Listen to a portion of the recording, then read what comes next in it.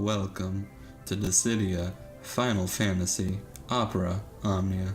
Besides just being an absolute mouthful to say, it's actually a pretty interesting game so far.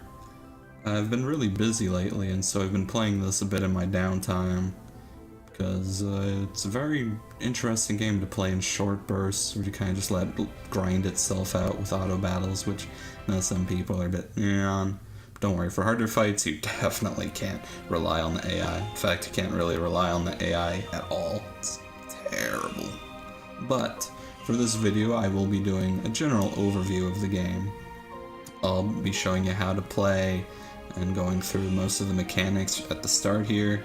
After that, we'll do a poll for the current event banner, and then we'll move into some actual difficult content with the final level of Vanille Event, and then Ifrit Ex, which is definitely the hardest content in the game so far. So, with that out of the way, the Dissidia series in general has been a unique spin-off for the Final Fantasy games, which basically takes all the characters you know, and maybe love, maybe hate, and yeah, let's see, we can switch characters around. Got a pretty decent roster to work with. I have a wide array of characters. Oh yeah, we'll go with this for now. But yeah, like I was saying, normally it's a 1v1 3D action combat system with a huge emphasis on brave mechanics, and I'll get into what that is because it carries over into this turn-based combat surprisingly well. So here we are fighting what the game calls mannequins, which are just versions of Final Fantasy characters that are evil.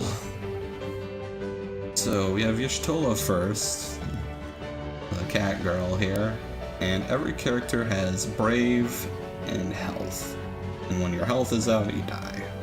But brave, however, is how you do health damage. So if we look on the bottom left, we can see the turn order also. A is going first, so that number above A says over there that we have targeted. This is brave. We're gonna do a brave attack. Did 340 brave damage. Furion.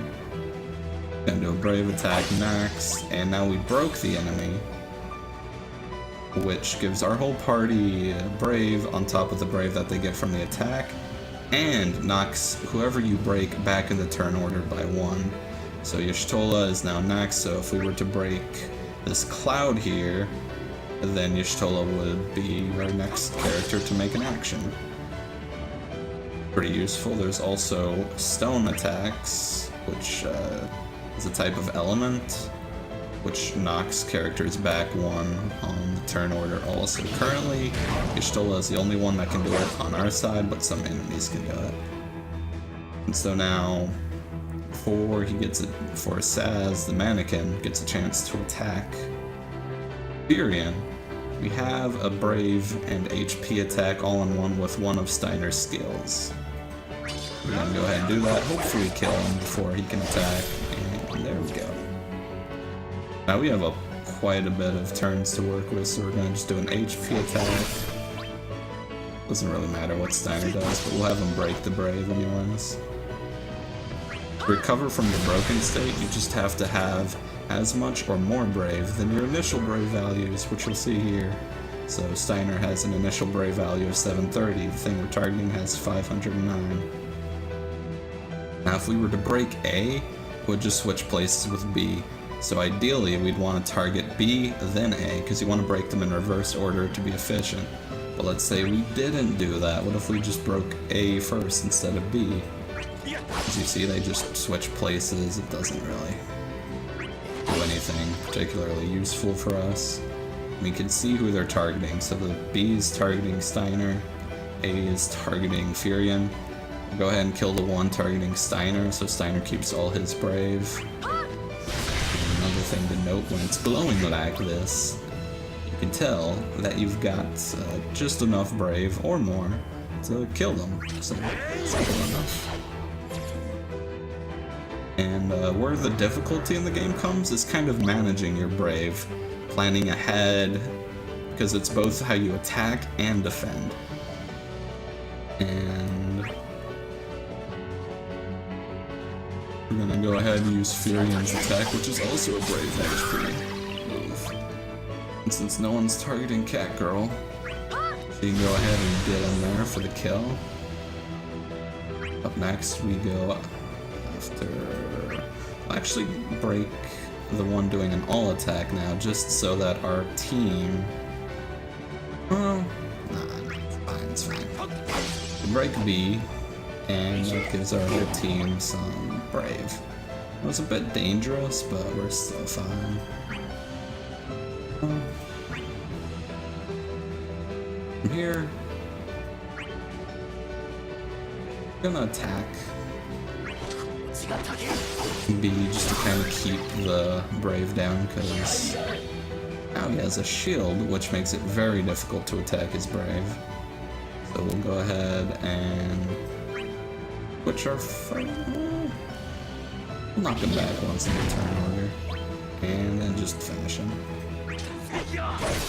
So being able to change your strategy as needed is very important also. Overall, despite the relative simplicity, there is a decent amount of depth. As you saw, this character, Warrior of Light, the mannequin, on their side, put a shield up on Cecil, I think it is. And of course you have that character too. You can also taunt enemies, and there's support characters. So it's not just pure DPS, there's a bit of playing around. Support characters can up your Brave amounts instead of doing direct damage, so you get this dance back and forth between the enemies. Hopefully I've explained that well enough. I'm not going to be going over the mechanics constantly here, but just to kind of close up what we'll call the tutorial of this video, we're going to hop into a co-op boss with other players. Change our party here. It has quite a diverse cast. We'll put Squall up as our front character, and we'll hop into a co-op event with random players. So in terms of actual game progression, there's quite a few ways to empower a character. You have individual equipment, obviously the level itself. You have the crystal level, which we'll actually talk about a bit after this. And there's also event boosts as needed. Now, as we are playing with someone else, we can throw down some adorable little Moogle stickers here. Say hi, ready up. Maybe he'll say hi back. But if not, oh well. All these emotes, and that's kind of how you can communicate. You can drag and drop these wherever you want, or you can just click them. And alright, we are off to the races. So I'm only controlling my boy Squall here, who likes to dab after every attack. Well, except the Brave attacks, but obviously who would want to dab after a measly Brave attack? Got Tara doing her thing. And this really is just like a big fan service game. If you like Final Fantasy games, or really just tactical games in general, it's a lot of fun. So he's targeting us, but if we break him, we'll get another chance. So I believe in our team here. They're gonna break it for us. So we'll do this HP attack. The other team's getting a bit impatient. There we go. So now we're back up and we have a chance to recover some Brave before this big guy hits us with his really big sword. Not that I'm saying it's overcompensating for anything, but it is a little big. So we have two options. We can target B, which is the smart thing, or we can kill B, which is the faster thing. Now we're just gonna do it quickly here. Hopefully they catch on and do an HP attack. But normally you just can do it in reverse order with a normal attack too. What we did was a bit excessive. But it's fine. And they did catch on. Sometimes the people you're playing with won't do an HP attack. But, you know, it's fine. It's a game that's great for both casual and hardcore players, so I'm not really gonna judge someone for doing the exact specific what you gotta do to be a pro.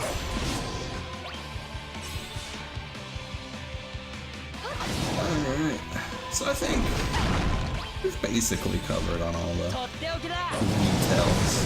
One last thing worth noting is some bosses have different mechanics. For this one in specific, he has an all attack, and he does that stone attack, as we mentioned before, the earth damage, which knocks us back on the turn order. He really likes to target us, so we don't have a chance to really do HP damage right now. Our team's doing work, so it's all good. We'll just kind of sit back and tank the damage for now. Like it ain't no thing. They'll keep knocking us back on the turn order. Here we go. So, they probably know. We want to do an HP attack on his all attack here, which they're not doing. Because his all attack just does damage based on your brave, as opposed to an actual numerical value, so at 0 brave, completely safe. That's one of the few enemies to have a mechanic like that. Those little things like that that definitely add to the challenge, knowing what the bosses can do ahead of time helps. We've got our summon here, big boy Ifrit. Let's go for that overkill. No kill quite like overkill. So, something I haven't touched on is you have summons, yay! Having them equipped gives you passive benefits, and you can fill up a nice little meter there, which, when full, lets you summon him once per battle. And with 3 people, you can have 3 summons and chain them together, which does make this pretty easy, but it's fun. Okay, so now we get some crystals. Hooray, crystals! The real reward is the co-op bonus here. We get all 3 of these. And you can see which one we provide to the table. For each player, there is a bonus reward. So you want to play with 3 people as opposed to yourself. Save that for later, because we get 3 times the reward. Unfortunately, I don't really need the second tier of crystals, but the one in the middle, the man in the middle there, the smaller ones are pretty useful. So we'll go into enhancement here. We have enhancing armor and weapons, our summons, and finally that crystal strength, which provides all kinds of neat little bonuses. So we got some red crystals. We'll go into Vanille here, a newer character, and this is a passive bonus. If we take it, it'll give her some HP. Let's see. So we need 60, 90 to get her bravery dispel. Well, we can go ahead and grab that. So passive, well, I should rephrase that. These perks, they just permanently get. So now she has more defense, now she has more attack forever. And the reason I wanted to refrain from calling it passives is this is what the game considers a passive. So, and it's skimmed over, but slightly raises brave upon using the spell, which is pretty nice. And we don't have enough for 36 here, which adds more brave. You'll notice I kind of stop all the characters at like 31 or 26 or whatever, because that's max brave, which is just nice to have. HP and defense, not as important, still useful, but... So anyways, that passive, I gotta go out of this menu. One thing that's kind of annoying is you can't equip them in there. But passives you accrue from leveling up, from crystal levels, and from maxing weapons, which is another mechanic onto itself. Don't worry about that. But we can actually come into here, giggity, and equip the passives. So it wasn't active before, but now it is active, and so we have all of these equipped on Vanille here. Every character has their own set of passives, and you can see she's at 66 out of 96 CP. Your maximum CP is determined by the gear you have equipped, and later on there's a couple other ways to increase it, but that's not really a thing in our version right now. So, with all of that said, I think we've covered the basics of the game quite well enough. So, we'll go ahead and go to what the game is. It is a gacha game. Now, all the characters you're guaranteed to get. You just play through the game or events, and the game gives them to you. But characters have gear, which gives them abilities and perks. Now, you don't have to have character-specific gear, but it helps a lot. And that's where the game makes its money, of course. And that's, as far as gacha games go, I gotta say, I'm liking this system more than other ones. So if you really like a character, you know you're gonna get them, and then you can try to pull for them. Anyways, this event one has a special weapon, which would be nice to have, Cloud's Crimson Edge, which removes enemy buff by unleashing a critical hit with an ability. Now, you always do critical damage when an enemy's broken, so you just use this attack when an enemy's broken, or if it would break them, because Cloud has a Brave HP attack, and you're guaranteed to remove a buff. It's not super useful, it's a very edge case scenario, but it'd be nice to have in the long run, and I don't have Ida or Saz's weapon. Saz is a terrible character, but as a completionist, obsessive person, I wouldn't mind having any of their weapons. So let's go ahead and see what we get. So that's the first 2, 3, 4, oh, come on, 5, not looking good, 6, oh, this is a bad pull, 8, 9, wow. So this is the worst pull you could possibly get, which is unfortunate. We only got 1 5-star and all 3 stars. So all this stuff's unfortunate, as comes with a gacha-styled game. We do have some tickets. I'll burn a couple. Maybe we get lucky, but I don't want to do any more 10 draws. So we'll burn, let's say, 14 tickets. I'll just speed through this.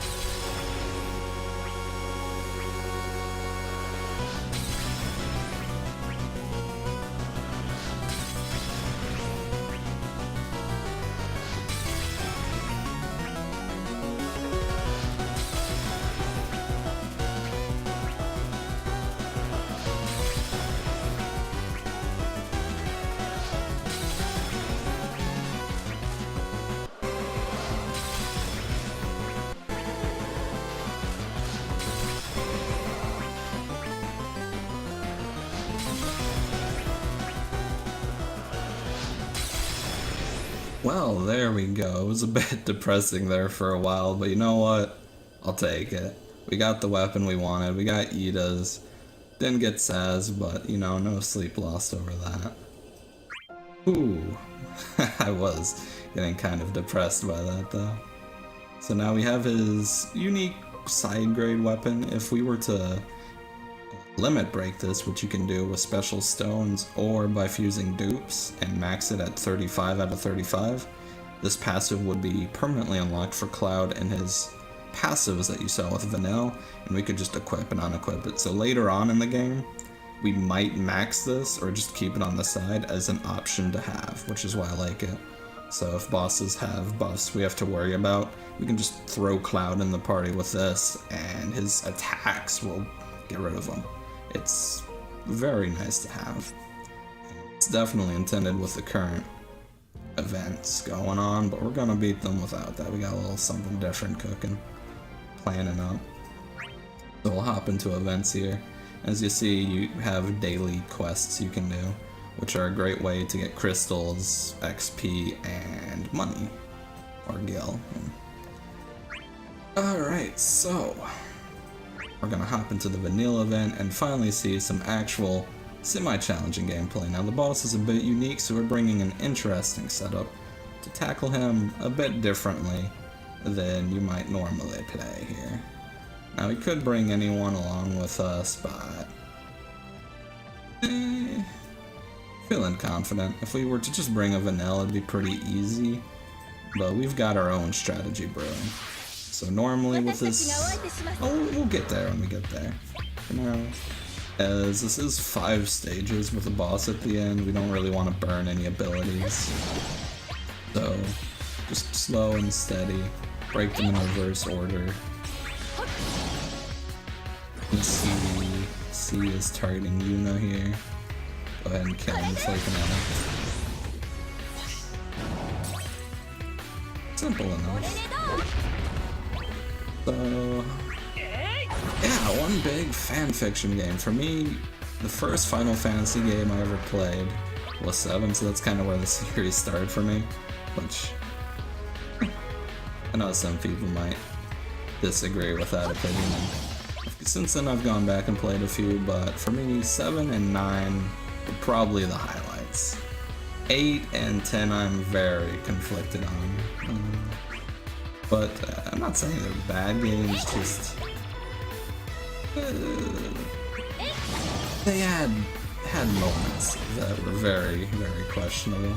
I don't know, what was your favorite Final Fantasy and why? Because for me, it's all about 9 at the end of the day. It tackled some very heavy subject matter. It had Vivi, which, let's be honest, best character in all of the games. Fight me. And decent villains, plot. I don't wanna go into spoiler territory for people that haven't played it, because it is very much worth playing if you haven't. So we're at a mini boss here to kind of derail what we're talking about. He likes to debuff everyone, but we got Yuna here, who takes those debuffs and just says no thanks. Get rid of all these debuffs and start doing damage. As you saw, Hope had an ability there that was gonna do damage, but I don't want him doing all that HP damage. Need to wear that down a bit. Fortunately, that means Eva doesn't really have a chance to burn this brave yet, but that's fine. I get sidetracked easily. What was I talking about? Oh yeah, so Yuna, her Asuna with this weapon, just cures all debuffs, completely denies this boss's gimmick. Black. That's nice. Very nice. Ooh, that icon. Okay, so launching. There are some abilities that can make this happen, but otherwise it's kind of just random. And it lets people, or other allies in the turn order, as you saw, just kind of hit them in the air. I don't really know if there's a way to specifically set it up without an ability. It kind of just happens. I wasn't really paying attention. But it gives you an extra attack, which can be used quite well. Do we think we can kill him? I'm unsure. But we are gonna try.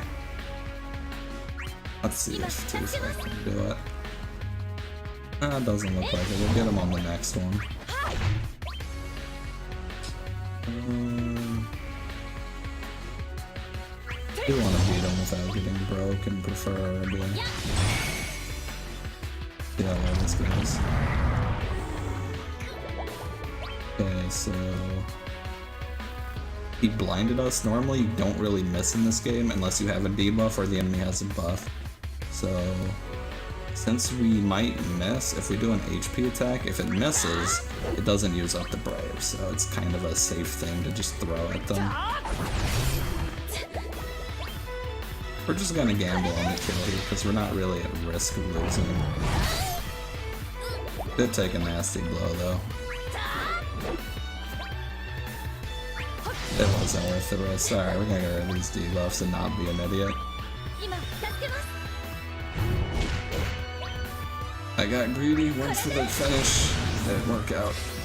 But anyways, we're using Sheila. She gives us a passive speed bonus when we're under the initial brave value. Someone's passing by here, I don't know if you can hear that.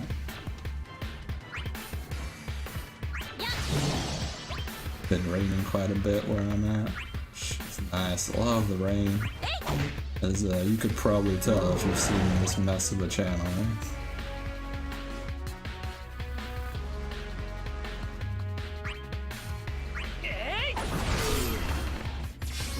So now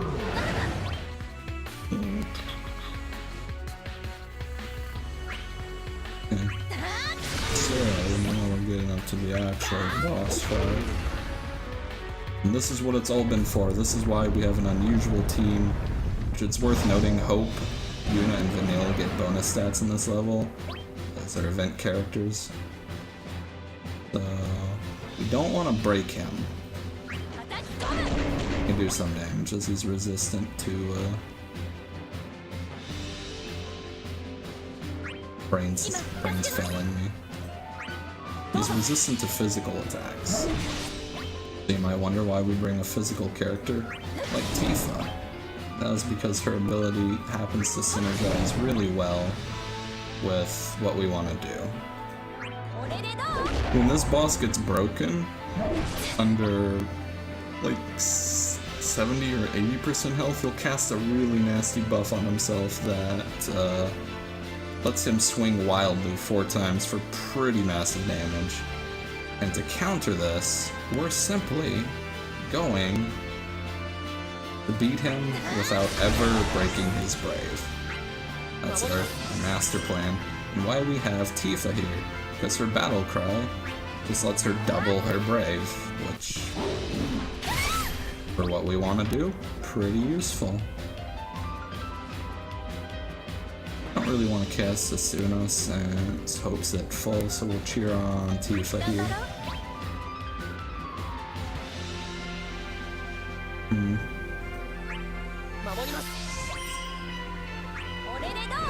Slow and steady, we'll just wear him down like so.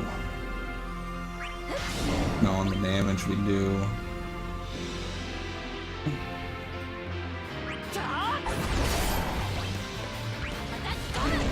Just to kind of show that there's alternate strategies. Now we could have brought that cloud weapon we just got, and it'd make pretty short work of this. But don't have to do that. There's a little bit of planning ahead. Just wear him down like so. We don't really mind the HP damage as much. It's gonna hurt our score overall, but not really too worried about score. The things to beat are turn order, doing this quick enough, and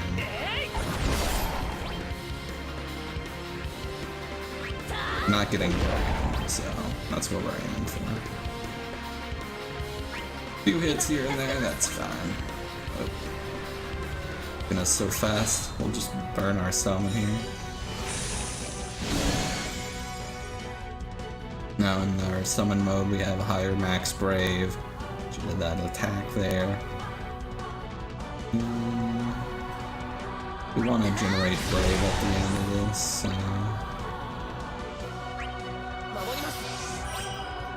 Now you keep the max brave you have after attacks, so we can have, if we use Battle Cry, we'll go up to 5488, and she'll keep that brave value after we leave the summon mode, but she won't be able to gain anymore until she's under her brave limit, basically, yeah. So just kind of thinking if I want to go for HP, I think that's fine. Pretty close to the kill. And that's the kill.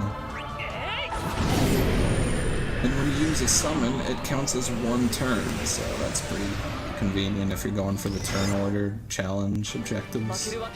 Let's see how we did.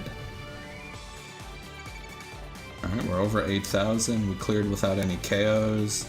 We did it with 70 turns, so we're under 110 turns, and we didn't take any breaks. So, for all intents and purposes, we beat the event boss. Yay. Go team. The reward the second time and third time through is kind of underwhelming. It's for the most part you just kind of go through these events once. If you want, you can auto battle like level 2 or 3 for some gil. If we look in the mission objectives for events, that's Ifrit Event, so like the Berserker armor, kill him 10 times. If we were to just auto battle through 2, we'd get that gil. It's not a big deal, but for those that just kind of have it running on the side, it's nice. Finally, We will end it on the toughest content to come out in global so far. Pause for great effect. Bum bum bum. For the most, one last thing to touch on. For the most part, there's no stamina system in this game, so you could plow through the entire story mode from the moment you start the game up. Events or daily missions give you 10 tries. You can also use keys, which the game fairly generously loads on you here. I've been burning a bunch just to grind. You can burn one of these to open it for 30 minutes and go to town on it. So using like a 30-minute support item for XP, gil, or item drops will let you power up your characters pretty quickly. I bring all that up because these special carbuncle portal dungeons, whatever they are, do use a stamina system, this SP, which is based on your rank, which is just the total level of all your characters times 10. So I have at least 940 levels worth of characters. And all of these levels take stamina, so right here, Trial 6 is the most expensive, it takes 30 stamina. Whereas this is the level to go to grind to loot. What they did is the really challenging level X costs less stamina. Doesn't really give a great reward for additional clears, it's more for the challenge, and I do kind of like that. So hardcore veteran players have something to take on and test their skills, while players that aren't necessarily as dedicated or powerful can still get the actual rewards that the event offers, which for this one it's leveling up Ifrit up to 20. We're at 14, we still have a ways to go, but for now it's fine. We'll just... yeah, so our party is Cloud, Fawn, and best character Vivi. I think that's pretty good. We'll grab a Cloud along the way, and we'll see how this goes. So the boss of this has some pretty nasty buffs he casts on himself, similar to the armor, which if you just dispel, he's not too bad, although he does recast them on himself. So you could play with that tactic of dispelling him, keeping it down, or alternatively you can do what we're going to attempt to do here, and basically kill him before he can really capitalize on all his ridiculous buffs. But we'll see how that actually goes. Do we have enough to kill him? We do. Okay.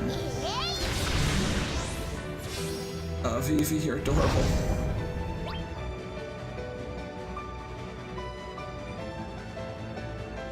Game just needs Freya. It's good to go. Got the best Final Fantasy IX characters. Zaidan's in here, but in my opinion, one of the weaker characters in the game. Just kind of odd and makes sense at the same time, since he is kind of like the conduit that we experience the story through. So, not really meant to be the most have the most depth, let's say.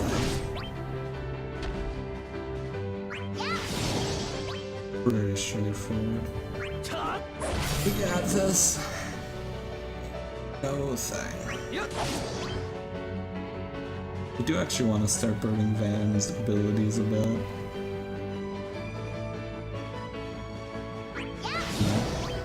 And that's because his third and fourth casts have an additional ability attached to them, which makes him very powerful.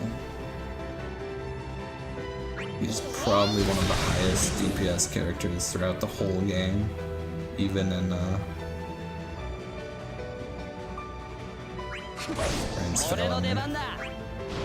even in the Japanese version that's a year ahead of us.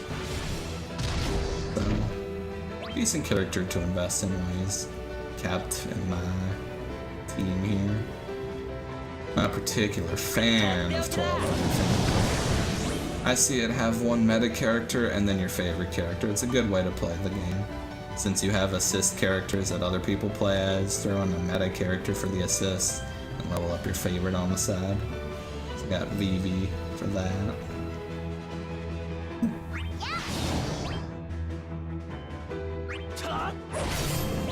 Probably gonna howl. See if we can burn some of this weight away. Does a chance to get fence down. Okay. As that was a normal behemoth, if he did an all attack, that would actually do damage instead of nothing if you have 0 brave, so it's kind of worth noting. We're just holding this down to look at the resists. I'm pretty sure this guy's resistant to magic attacks, which is kind of annoying. It's kind of odd for a giant golem. Let's see. Yeah, resists Vivi's magical normal attacks. He's targeting Vivi, what a dick.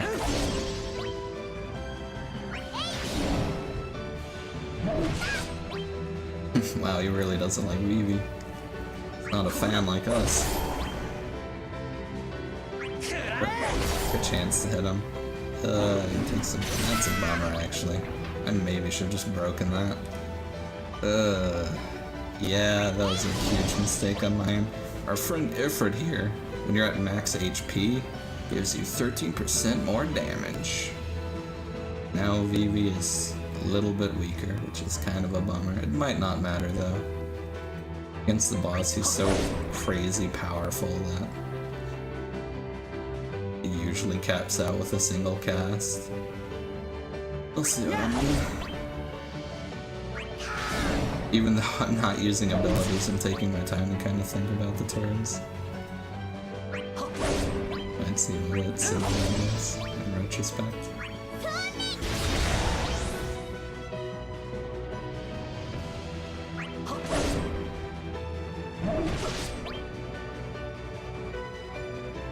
I don't know, he doesn't like Claude. Now Spiral, bring that down to 2 casts, which we'll have ready for the boss. Kind of unfortunate we're getting a launch at the end of the turn. If you wanted to, you could use a summon and then attack for the launch, which is nice, but we don't want to burn our summon on the guy before the final boss. Would be pretty silly. With HP damage.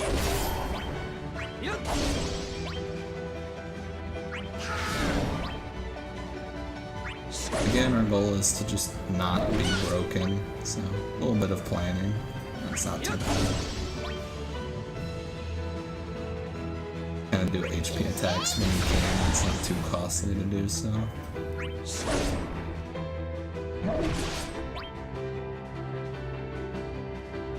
Don't really want Vivi to take another blow like he did. Kind of unfortunate we did that the first time around. Van should hopefully be able to finish this with his next attack. Okay, now we are at the real fight here. Chimera.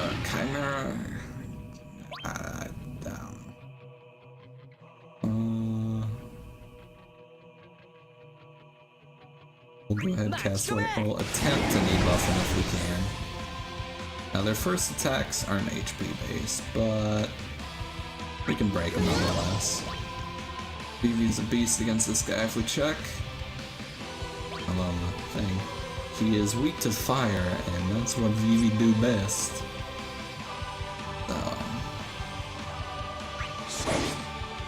Also helps that Ifrit's fire. Which I guess is why it is the Ifrit event. We're gonna cast Red Spiral just to get Van's attack buff up that he gets whenever he casts it, so now he's buffed for 4 turns. And cast Vivi's Focus. It raises his max damage and I'm distracted again. Got the paralysis off. And max brave, max damage. Yeah, sure. So now he's hitting for 5 grand a pop. Pretty decent. Annoyingly, boss has me a sort of odd timer. Cast Roll one more time. Try to get the debuff. No luck on the debuff. If we can paralyze one more time. Nope. Unfortunate, we're just gonna cast Focus again, since we can't really do anything this turn.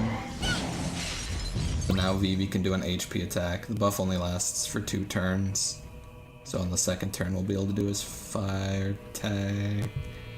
And the boss is hard countering us. I should pay attention. It switches through the heads in order, so right now the snake's going to do his AoE breath, which is pretty nasty.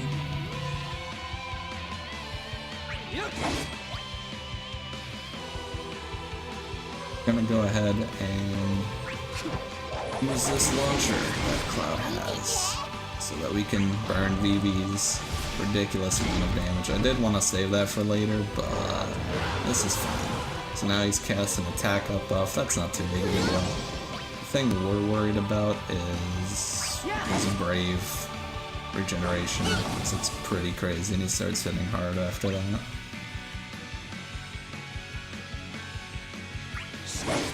Basically, we want to get him to about 40-ish% health, and 45, 40, he'll start going crazy. That is when we bring up Ifrit. Got that paralysis on.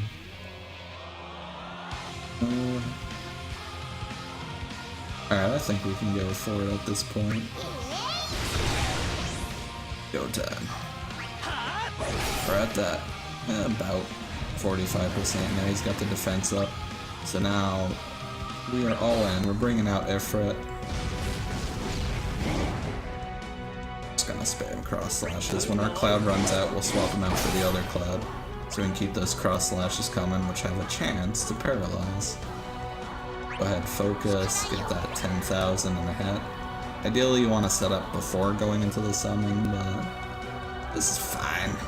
I'll get Van's attack buff back up there. Those cross slashes for the paralysis, potentially. No luck. Alright, Vivi, do your thing.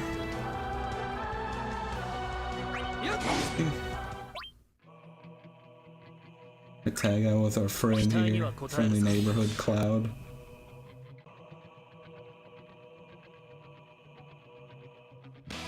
Yeah, alright. What we did last time too. I needed to get that damage in there so it's not wasted. Now that's the ability we're kind of worried about. Brave regen's pretty nasty. You're just taking a pounding viciously. You get that debuff up and you can break and do that damage at the same time. Did get the debuff finally.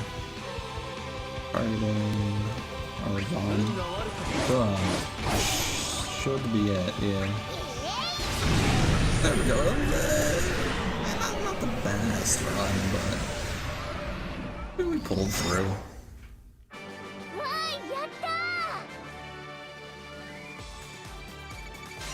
Too high record. We're good. And because it is here for the challenge, the end rewards are kind of meh. And that is the most difficult boss currently in Global. And that is Dissidia Final Fantasy Omnia, Opera Omnia. In a nutshell, it's a fun little game if you're a fan of Final Fantasy, or if you just like turn-based games in general. It manages to do some interesting things with the series as a whole. I'll probably put up additional videos as events come out, just kind of as a side thing for the channel. So if you enjoy it, stick around, leave a comment, hit that like, or, you know, check out the game if it's something you think you'll be into. And as you saw earlier, the random pulls, they give and they take. That was probably the worst I've ever seen. But you know what, we got the sword in the end, which will be nice to have in the long run, as painful as it kind of is. Yeah. So thank you so much for tuning in. I hope you found the video enjoyable, perhaps enlightening, and yeah, until next time.